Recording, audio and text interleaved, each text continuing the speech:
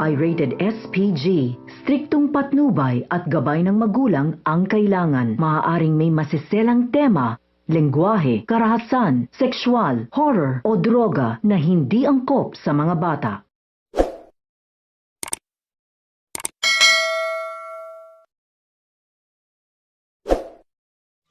May interview si Dara bago ang kanyang concert. Sinabihan siya na aware na ang lahat sa kanilang viral video ni Menchie Reyes. Ayon sa kanya, ayaw niya na maalala ang horror na ginawa sa kanya ni Menchie. Samantala, pupuntahan ni Dolores sina Menchie at Perry.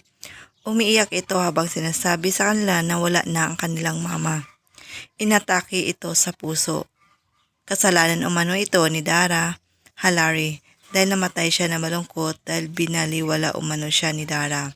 Samantala, gumawa ng paraan si Megan para hindi makapunta sa legacy concert ng kanyang mami si Jenny.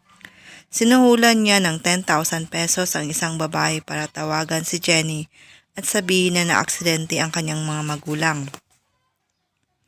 Habang papunta na ang Yumi sa concert ni Dara, may biglang tumawag kay Jenny at ang sabi taga Estrella General Hospital umano sila. Naaksidente umano ang kanyang mga magulang. Kaya pinatigil ni Jenny ang kanilang sinasakyan at bumaba ito. Pagkaalis ni Jenny, nagkakagulo naman sina Megan sa loob ng sasakyan at mukhang maaksidente ang mga ito. Nag-alala naman sina Dara dahil sila na ang susunod na mag-perform pero hindi pa dumating ang mga girls. Lahat ng yan ay ating aabangan mamaya sa Born to Shine. Maraming salamat po sa inyong panonood. God bless.